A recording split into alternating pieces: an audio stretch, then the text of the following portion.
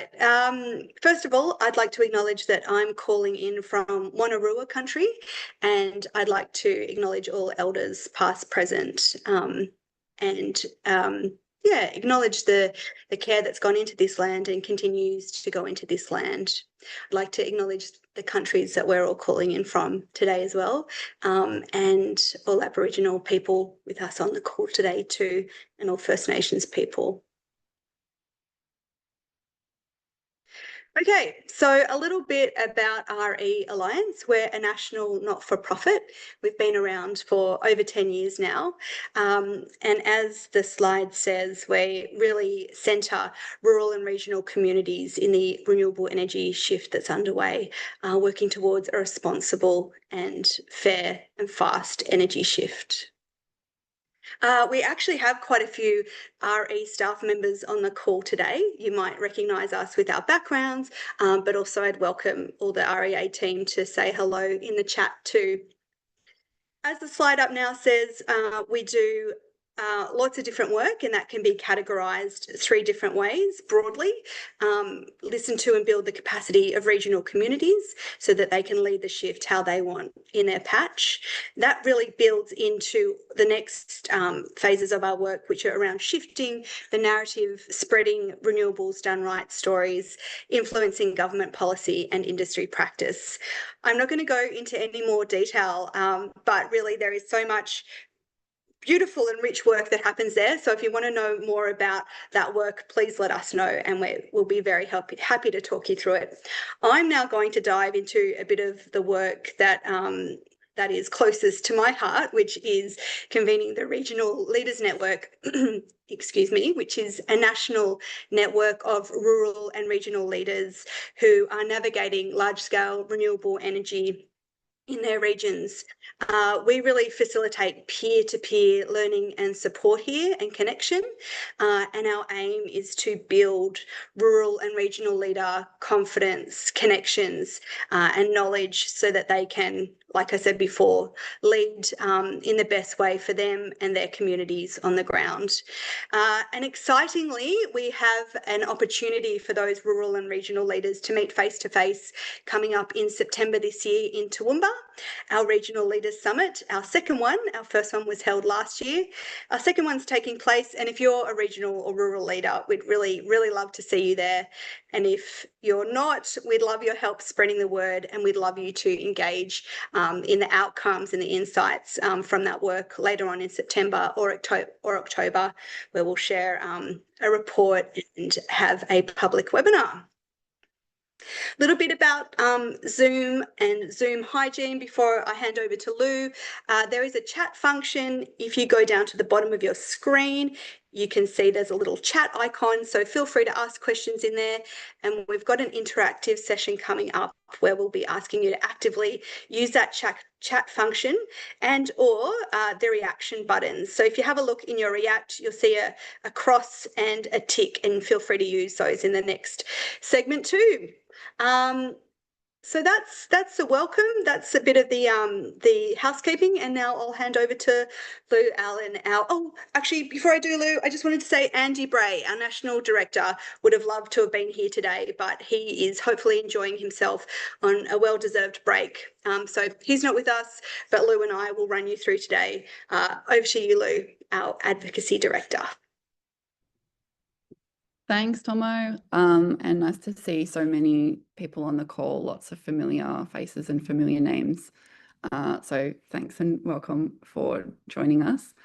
Tomo, I might just get you or someone, I've been letting people into the meeting still, if someone else could look at that. So welcome, roll up, one and all. Welcome to the game show, Is This Community Benefit Sharing? I'll be your TV host, Lou Allan, and the quiz that we'll be going through is this community benefit sharing?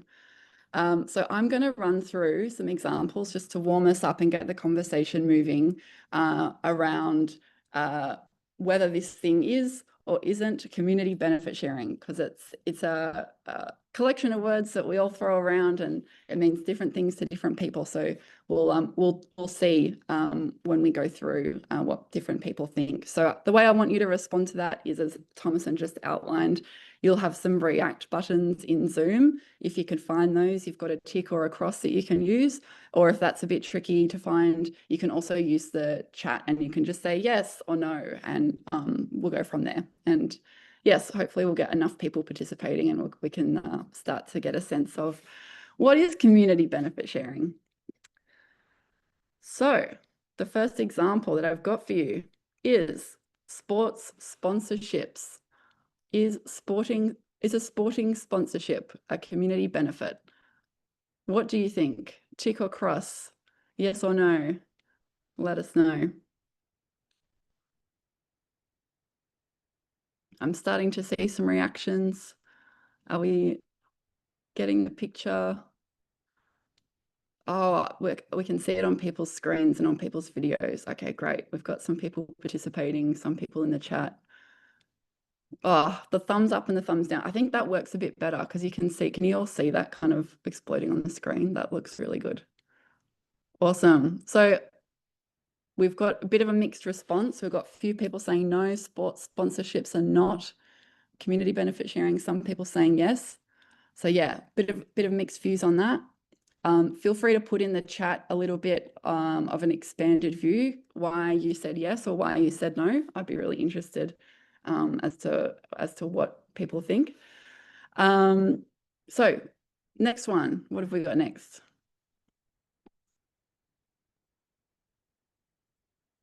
We have road upgrades. Is upgrading the road, a road, might be a local road, might be a state road, is upgrading roads a community benefit? We got some yes, we got some no. Keep them coming. Let us know what you think. And yeah, put it in the chat. What do you reckon? All right, we'll do the next one. This is providing local jobs. Is that a community benefit?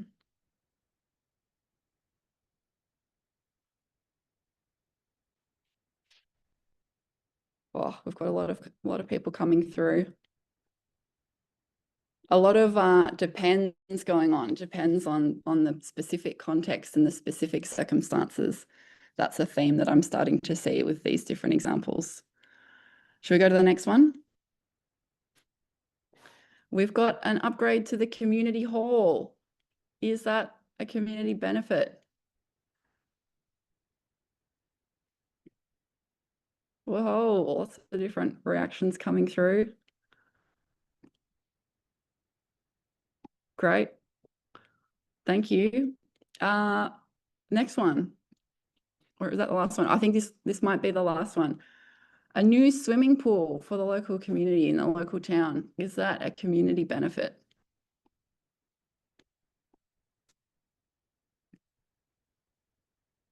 Lots of yeses. Any no's through? I think I saw one no. Everyone loves the swimming pool. All right.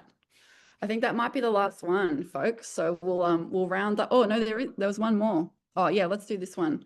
This is health clinics. Is a new health clinic a doctor's office? Is it a community benefit?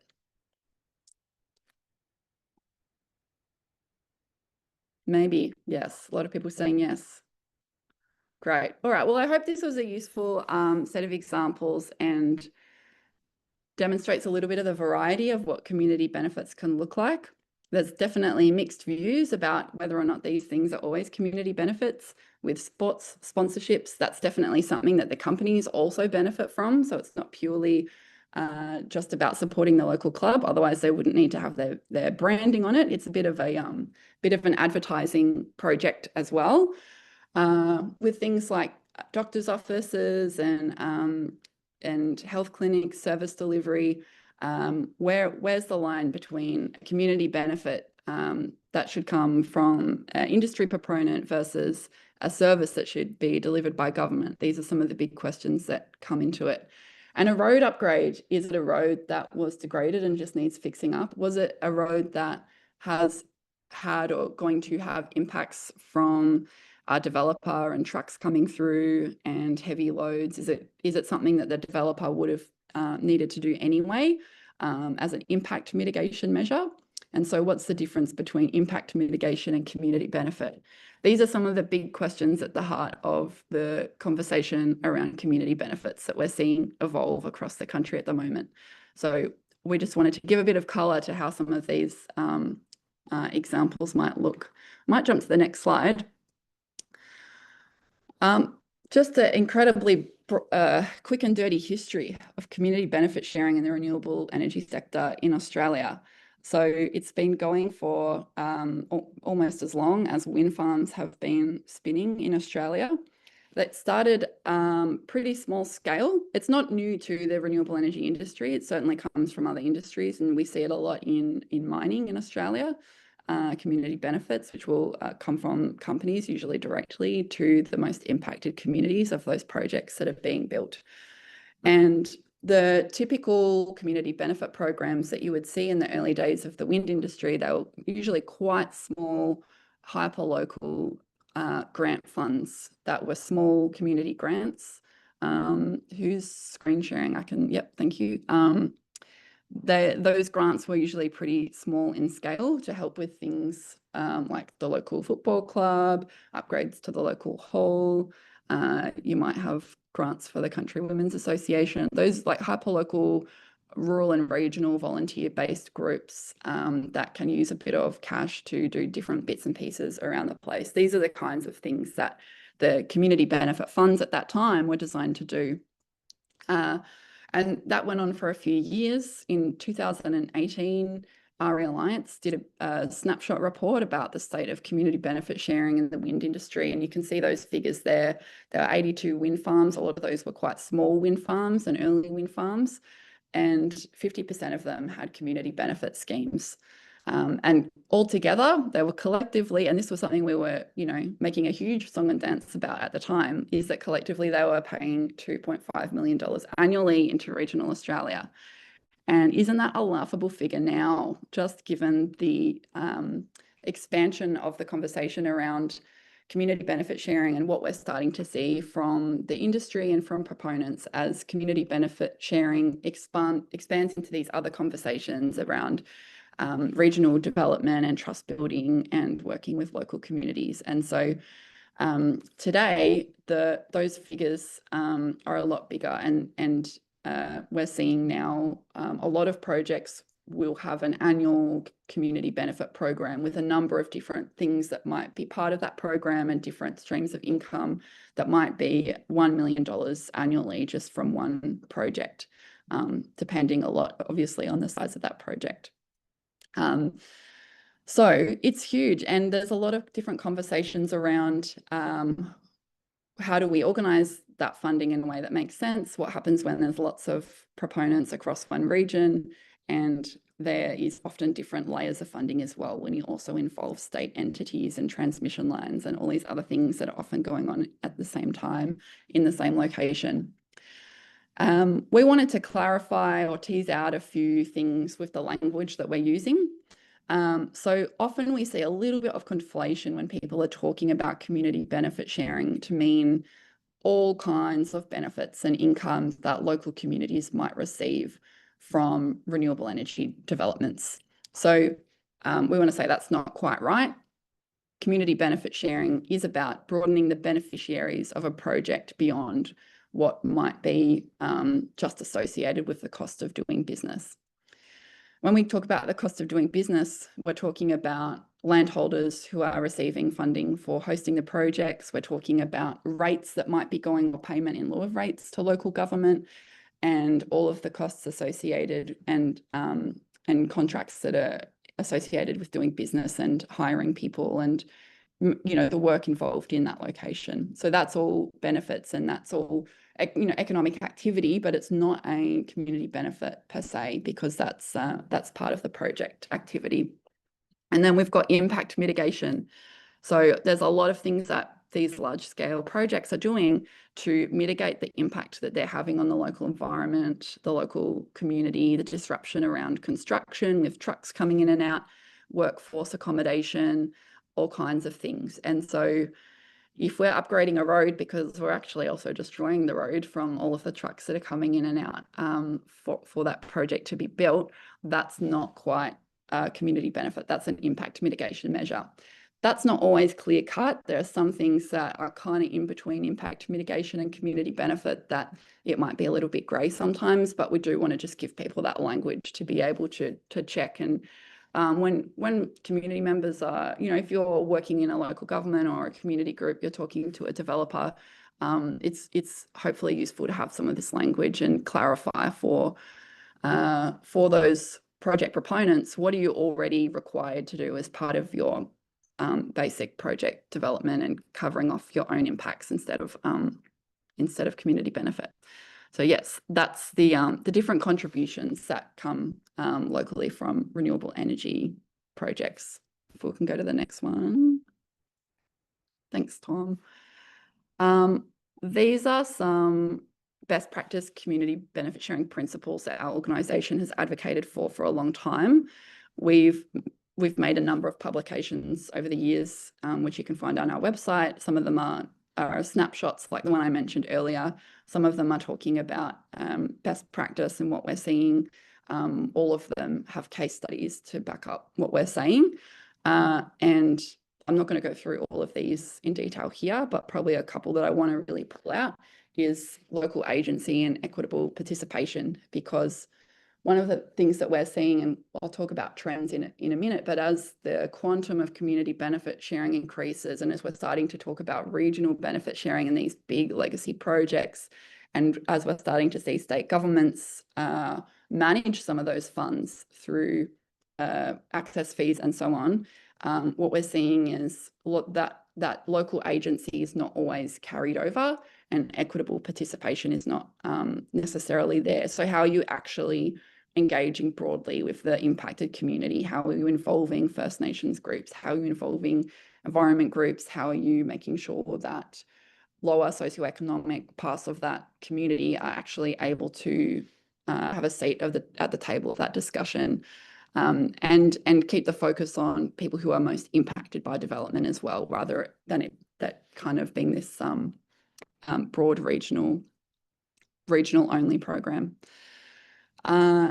And measuring impact as well. We do talk about the importance of monitoring and evaluation and measuring impact, but I also want to caveat by saying that has to be appropriate to the size of the program. So we're often talking about a huge range of different programs in community benefit sharing, from small fry grants that could be, as small as $3,000 to $300,000 projects or more, and certainly multi-million-dollar projects across regions, across years, and so on.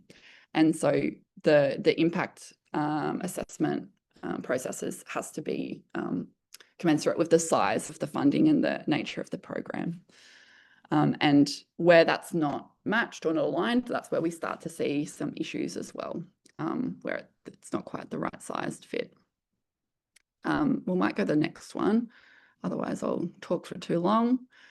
Yeah, so just starting to outline some of what we're seeing. We're about to, in a minute, we'll hand to some folks from our regional leaders network who will be able to talk a bit more to what this looks like in their day-to-day work.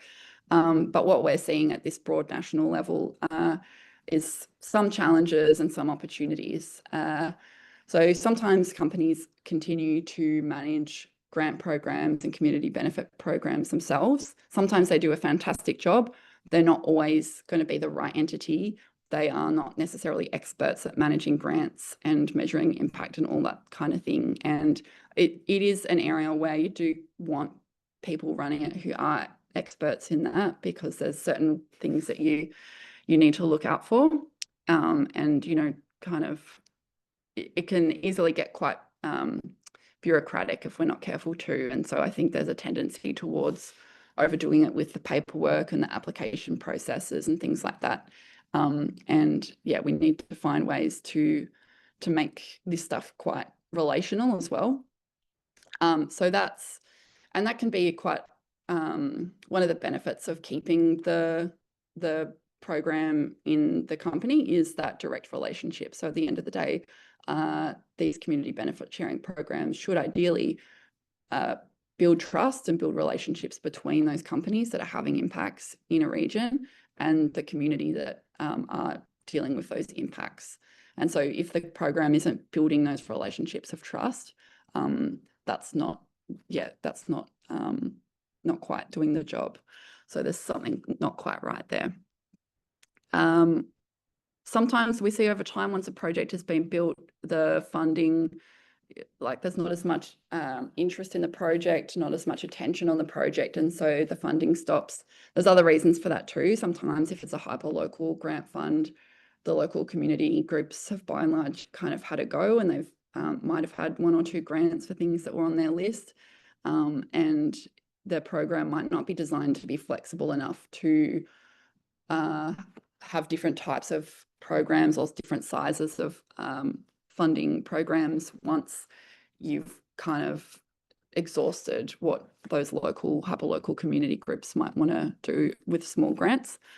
And so, yeah, there's a need to be flexible and evolve your process.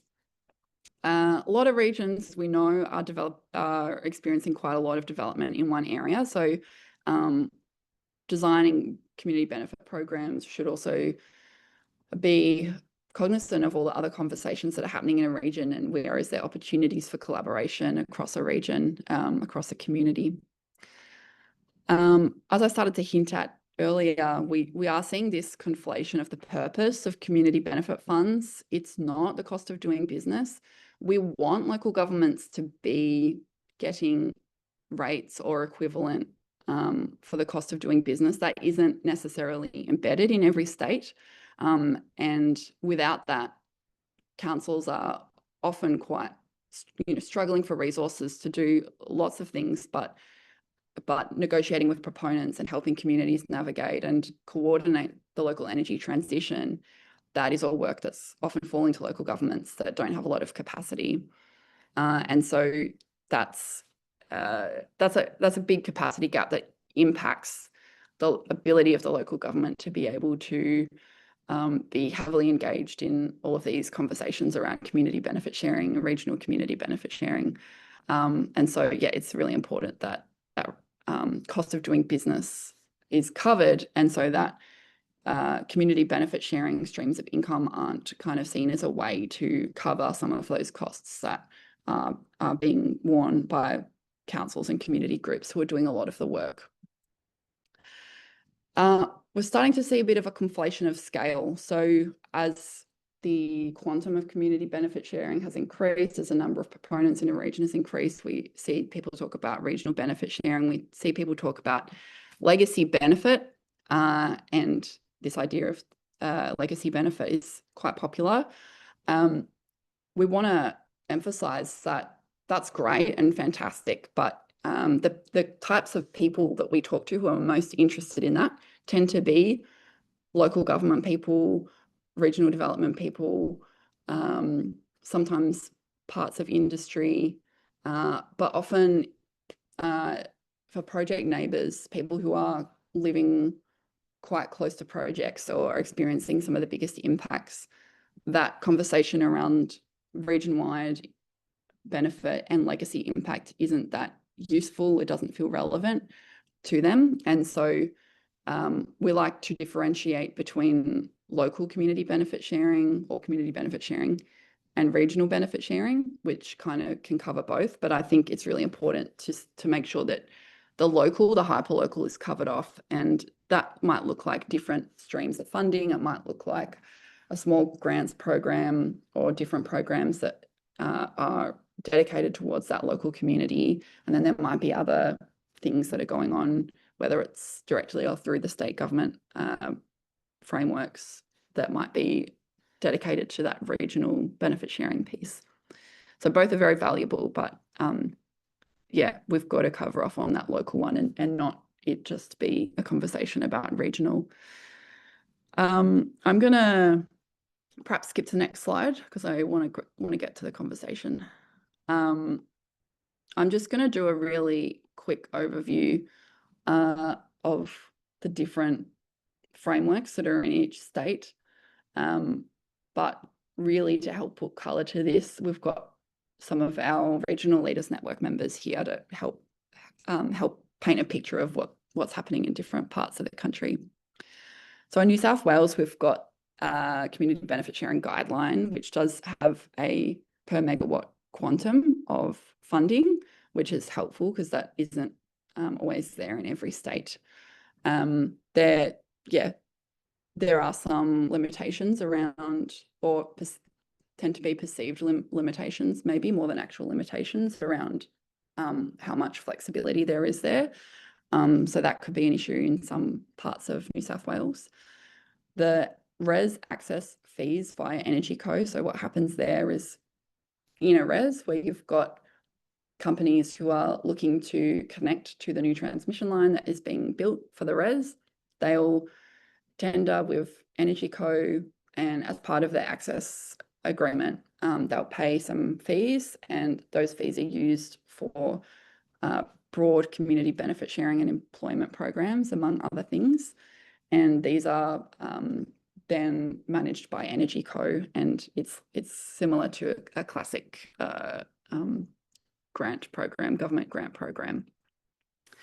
And then there's obviously a number of bits of the planning agreements that speak to how what's the relationship with local governments, and there's a formal way for local governments and proponents to be entering into negotiation around how they want to work together and cover off on a lot of things, including impacts and benefits and so on. In Victoria, there's a guideline that's just been released. It will start to be applied next year. I believe that guideline does also apply to offshore wind. The RES community funds work similar to the ones I just mentioned in New South Wales, except in this case, the scope of what that funding can be used for is limited to what they've described as community energy projects and environmental projects, which isn't necessarily community energy projects in the sense of community ownership, but they're energy projects to support the community, as well as potentially environmental projects. So a bit more of a limited scope about what that funding can be used for, but again, it's a grant program, and there's a bit of a structure around consultation with the local community about priorities for that RES region, that community there. And there's a system which tends to be the envy of other states, payment in lieu of rates, which is essentially a very clear system for proponents to contribute to local government rate base. In Queensland, we have fairly recent new legislation, which is the Community Benefit Agreements and Social Impact Assessments framework. And so this means local governments are really in the driver's seat around negotiations with proponents on how they're going to mitigate their impacts and how they're going to contribute to the community as well. And there's a lot of flexibility within that about how local governments want to run that and how they want to be negotiating with proponents. So we've seen local governments in Queensland pass various policies or frameworks that shows the industry, shows the community how they're going to be negotiating, what they're going to be prioritising, how it's all going to work. And it's a really interesting framework that, really interested to hear from any Queensland folks on the call, how you're all seeing that go, because it's still fairly new for everyone. And I think we're all still kind of figuring out what that looks like. Thanks, Tom.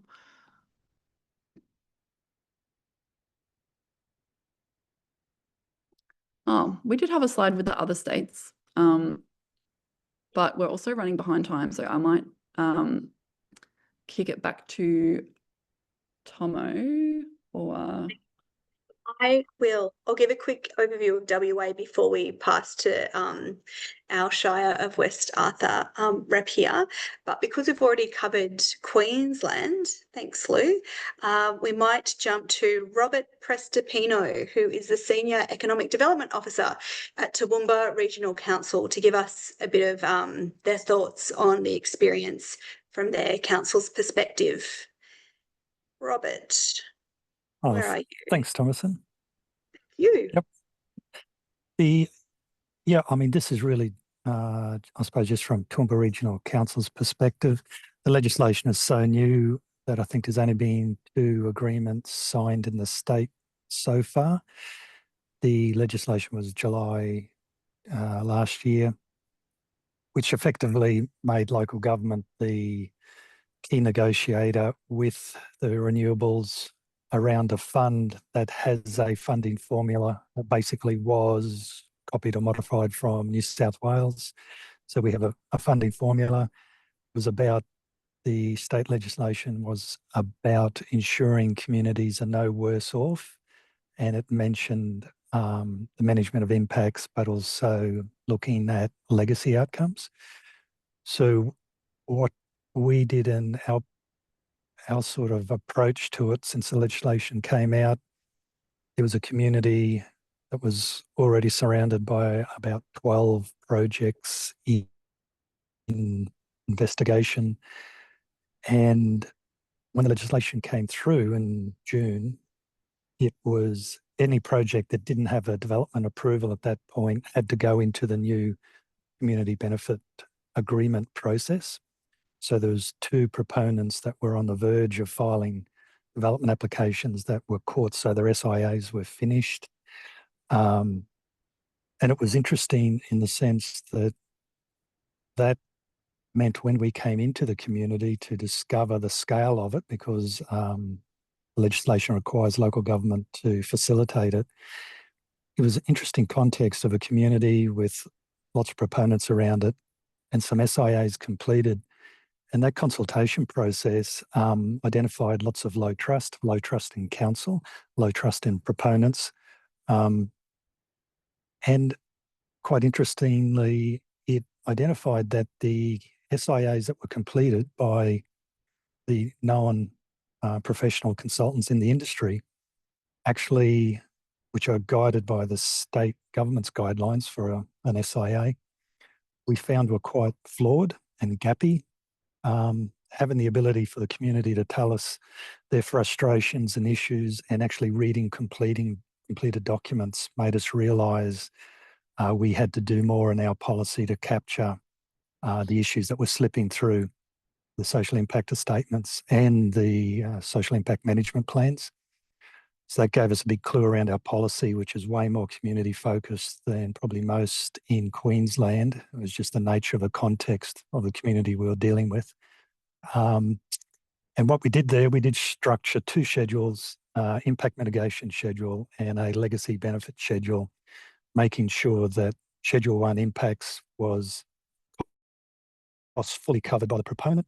None of the legacy benefit funding was to go into that. It was purely an illegal agreement around mitigation. And then the separate schedule was ring-fenced for community benefit. But what we also did in our policy is identified a host community boundary so that the funds would be spent locally and not stolen by council on other regional projects, whatever, because that was the fear of community. So we've got quite an interesting policy working through, lots of learnings, dealing with lawyers and proponents, understanding what you can have in a legal contract, what you can't. We've spent 3 months on the first deed that's almost ready for signing. Yeah, lots of learnings there. Won't talk much more about it, but really interesting stuff, still early days, and we're giving it our best shot to protect the community interests.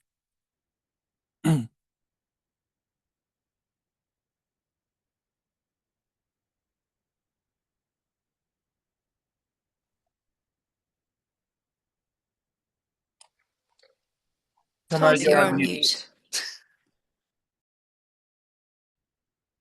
All right, thanks.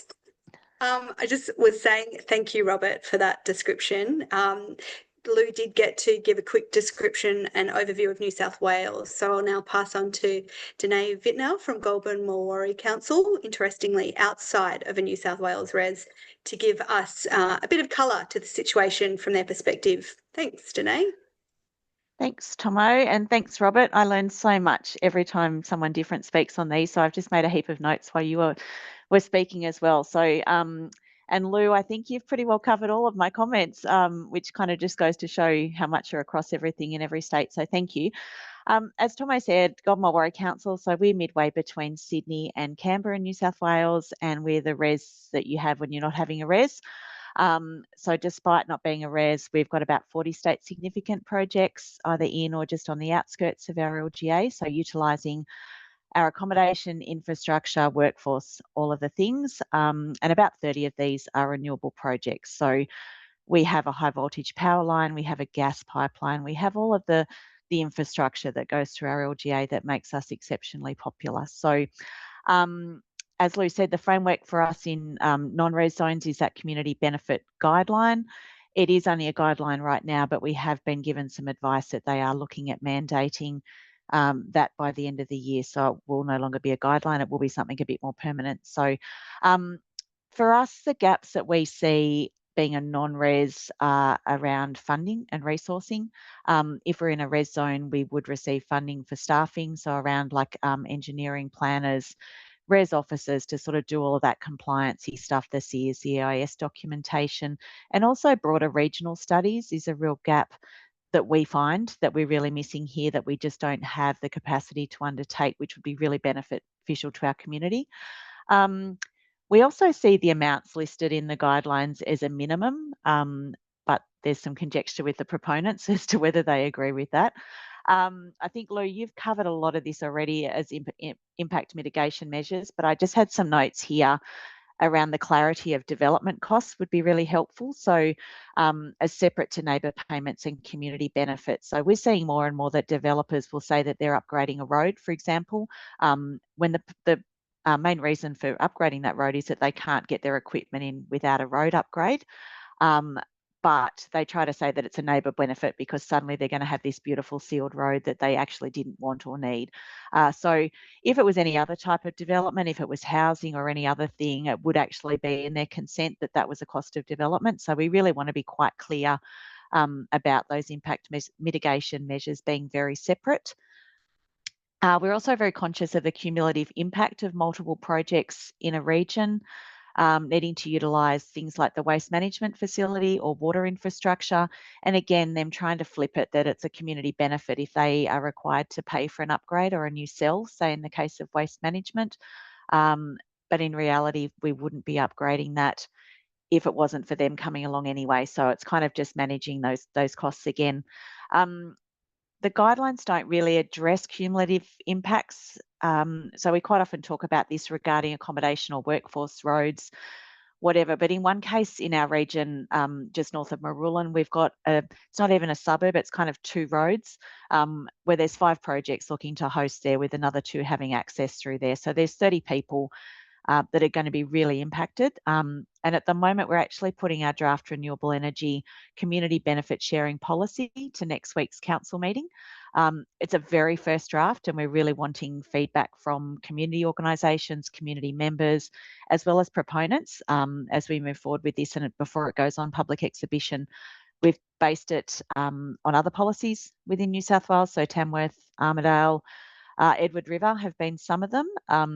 And we had a public forum on Tuesday night, and a community member got up and had a really great idea around heritage components that could be written into the community benefits policy. So we've got a beautiful heritage building town. A lot of those are falling into disrepair just because, costs of upkeep and compliance are so expensive. So she was suggesting, why not, is there not a percentage that could be allocated through community benefits to upgrade these buildings, even provide grants, things like that.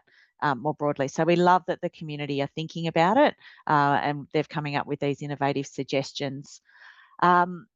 We're also incorporating a public interest test in our policy, which is where proponents fail to deliver an adequate community benefit arrangement, we can actually then go back to them formally through council and just say that we do not endorse this project. So it's another little sort of tick box just to make sure that they are actually doing the right thing by the community. This may be an unpopular opinion. I don't know how many councillors are on the call, but in our region, we actually support the guideline that council administer no less than 85% of the community benefit. So we're a little bit unique. We have 5 operating quarries. We have a zinc, lead and copper mine. We have the Veolia waste facility that takes all of Sydney's rubbish in our region, and all of them already have community benefit sharing funds. In fact, Veolia has distributed over $15 million in the last 20 years. So we say to proponents, we have enough community, like enough footy jumpers, we have enough community barbecues. We actually, some projects are struggling to find ways to actually contribute in their community. So we really want a vehicle that we can use to create legacy assets that have got lifelong infrastructure improvements to the community. So we are working on a concept of a combined community benefit fund that proponents would all contribute to. We're still working on the governance and structure, and just how that works, because obviously we appreciate that there are some areas like localities in the community that are more directly impacted than the rest. So we want to make sure that there is a mechanism that they get the lion's share of, say, that project, but there also is that flow on benefit. And we're also really conscious that we want to work with our First Nations people and the other cohorts in our community, which are not often represented when we come to these discussions. So it's all a bit of a work in progress at our way, but we've come quite far and we're sort of quite proud of it. But yeah, we really feel we can do some really real good with these legacy benefits and moving forward from there. Absolutely. Thanks so much, Danae. We'll quickly now jump down to Victoria, where we've got Councillor Jenny Greenberger from Northern Grampians Shire on the line. Over to you, Jenny. Thanks, Tomo. So, yes, I'm a councillor with Northern Grampians Shire. Interesting that I'm put forward as a community leader. This is my first term on council. 18 months ago, I knew absolutely nothing about energy in Australia. But since in the last 18 months, I've been totally immersed into this area of council responsibility. So, yeah, it's a very interesting space, that's for sure. Locally, we're in central Victoria, a very popular area for particularly wind farms. And we've had wind infrastructure in the area now for probably 20, 25 years. So it's a pretty well-established industry, although now it's certainly very growing. And so in Victoria, the VicGrid, the authority responsible for energy infrastructure, have recently declared this area as part of a RES zone. So again, we're getting more interest now. Up until now, community benefits has, as been described by Lou earlier, small community grants. Some grants are administered through councils.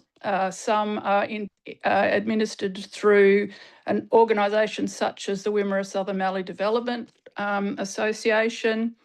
But there's been some interesting ideas about those sorts of grants beyond the footy jumpers.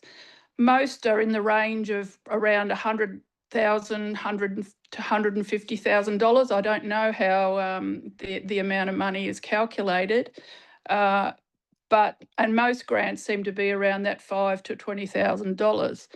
A couple of interesting ones is that in Corangamite Shire, there's a wind farm that provides funding that's arranged a energy discount with a local energy provider, retailer, so that people within, I think it's, certain distance actually get their energy at cost price. So those sorts of things are quite new, and there's another one being developed locally which is sort of planning to do the same thing. But we're in a bit of a period of transition. VicGrid, Victoria has just come up with its new transmission plan, and part of that plan is to introduce an upgrade to a whole lot of new transmission infrastructure. And one of those major infrastructure projects is coming into our area as well. And that's caused a lot of difficulty with our land owners, because the infrastructure is likely to require some compulsory acquisition of easements. So from being a fairly benign area, it's now becoming quite a hostile area.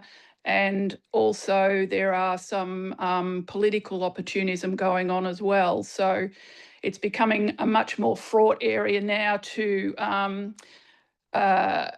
look at the whole issue of community cohesion and to see the value of there are people in the communities now that are seeing any conversations around economic benefits as being, you know, a really bad thing for the communities.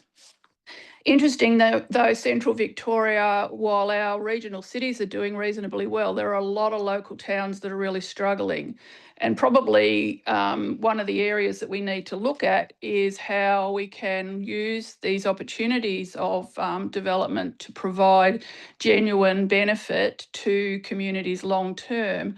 And while these small benefits are all very well and good, I think there's a lot of thinking that needs to be done around how we can get genuine long-term benefit from the diversification of our economy through renewable energy. And I think that's picked up to some extent in the VicGrid transition plans, because they actually have one of their documents is a social value and community benefit guideline, and it picks up on some of the issues around cumulative impact. Developers, when they are applying for access to the transmission network, need to have shown evidence of considering other developments in the area. They need to have engaged with local government early, because in the past we've generally had only engagement with local government fairly late in the piece, because the planning authority is now taken over by the state government. So we are seeing a few things picked up now through this new guideline that's trying to address, because what we need in our area is more people. And in order to have more people that want to come and live in Central Victoria, we have to create infrastructure that provides livability, childcare, healthcare, housing, that sort of thing. So we're kind of in that transition phase now. Thank you so much, Jenny. And I'm just going to take a quick pause before we move on to say we are running behind time, and that is our fault. That's probably because we're being too ambitious. So I just want you to think about this as a start of a conversation. We may not get to questions because we have a couple more speakers, but when you do have pressing questions, please put them in the chat and we'll try and get to them either during or after today's session. And I apologise in advance that we probably won't get to questions or discussion. But yeah, start of a conversation, massive issue. 1 hour obviously is not going to cut it. Before I head over to Kerryn, I'd just like to also apologise to all those members of WA, South Australia and TAS. We didn't quite get to talking about your areas. TAS, my understanding is there's a guideline, it's not mandatory in South Australia. There's a legislated component to community benefits. Next time we'll try and get some regional leaders on from those areas to speak to. But today, our last regional leader speaker before we get to community foundations. Our last regional leader speaker is from WA's Shire of West Arthur. Kerryn Chia, she is a project officer there, and she is one of 4 shires that is part of the state government's new community benefits pilot program, which was released recently with their community benefits guideline.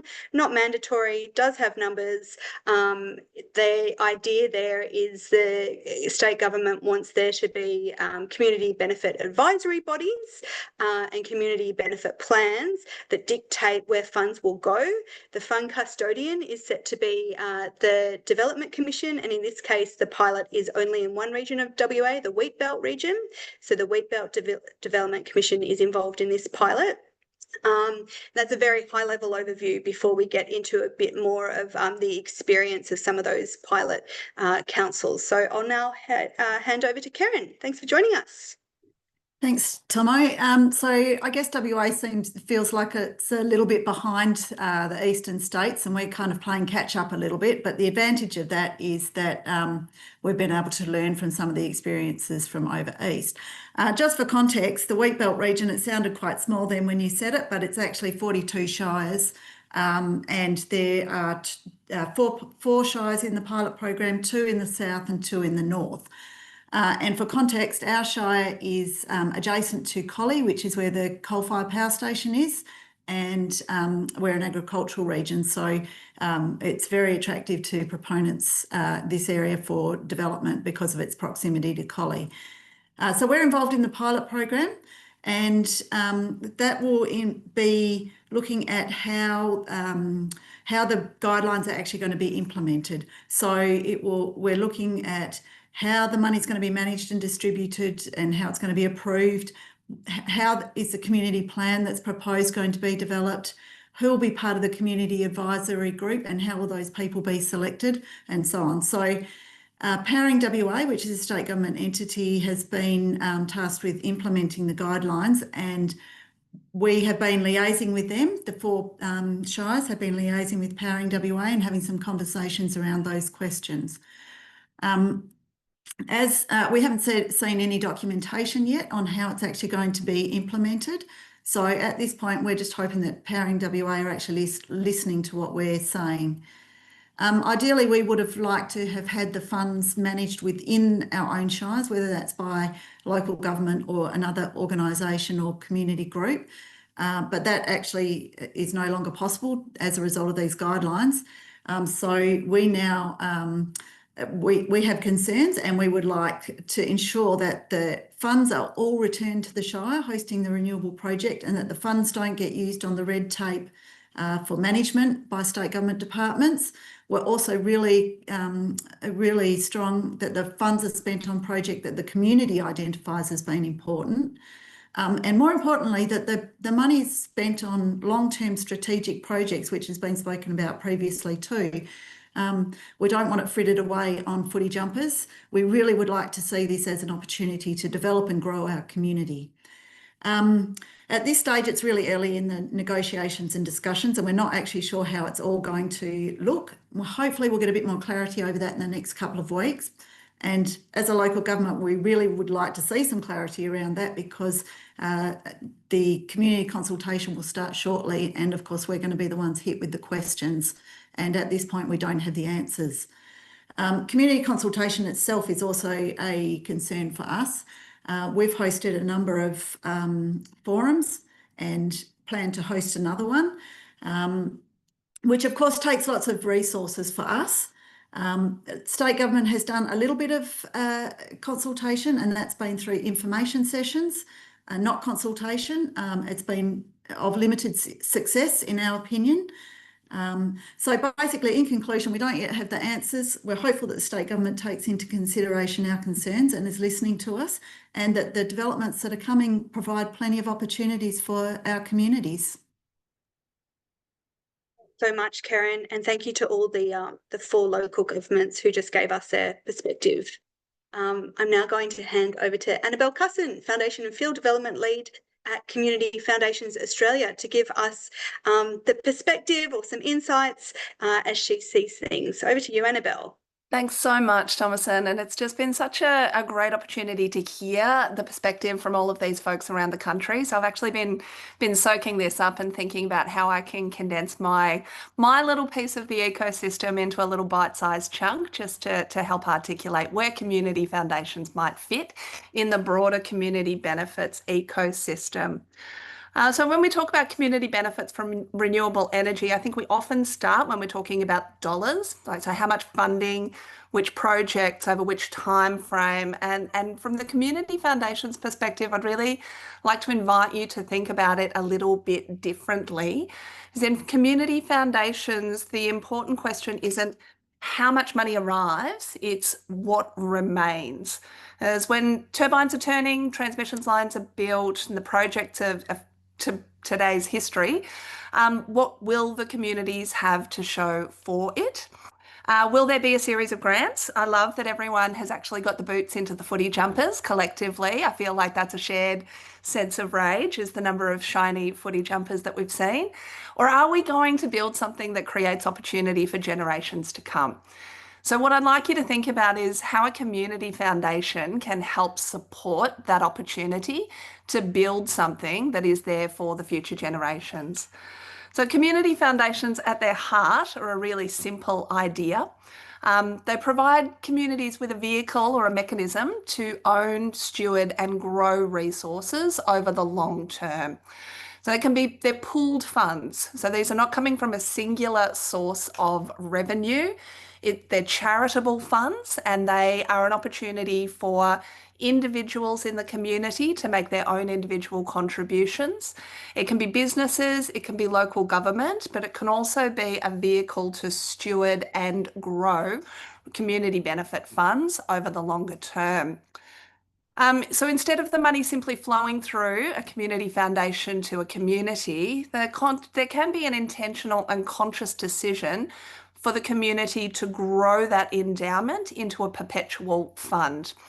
And this can be invested, grown, and at a certain point, those funds do start to grow year on year using that earned investment to go back into the fund. And these community foundations are also fantastic pieces of social infrastructure that can hold conversations for a broad range of community representatives and distribute those resources year on year, depending on local priorities and the needs of the day. So what we would have all seen is over time, the needs of a community can change. But if you've got that lasting perpetual fund, you can really start to be able to adapt your systems and your processes of your granting to be able to sort of flex and change. You can go up in quantum, you can come down. There can be a collective decision stewarded by the community to be able to put those resources into a legacy project, while also ensuring you've got that ongoing capital base to be able to support the community ongoing. So this is the difference between receiving a benefit or building an asset, something that is really long-term. We do really encourage folks to think about their community foundations as social infrastructure. So there's been extraordinary growth in the network over the last couple of years, and we're just seeing so many communities come to us with a really live conversation around community wealth building. So 3 years ago, there were 28 community foundations in our membership. As of this year, we've cracked 80, and we've got around another 96 community funds and foundations that are coming on as members of Community Foundations Australia. And collectively, those funds are stewarding over $1 billion of community assets and flowing that through to their respective communities where they are placed. Important to state, and then I will close this off for now, is there's no one-size-fits-all community foundation. Each one looks a little bit different and has a different structure and a different mechanism to support its own community, because every community is different. This is a mechanism to be able to recognise that and really build that into your overall community wealth building strategies. Thank you so much, Annabel, and thank you, everyone. Just all the speakers, all the great questions and comments and really insightful ideas as well in the chat. I really hope they are saved somewhere because there's a lot of richness in there. I am going to formally close, and again, I apologise for lack of questions and discussion. However, if you do have time to stick around, the Realliance team will stay online for another 10 to 15 minutes. So feel free to stay and chat and ask questions. If not, thanks so much for being involved today. And if you're a rural or regional leader, I'd love to see you at the summit. So get in touch if you want to know how to buy a ticket. Thanks so much, everyone.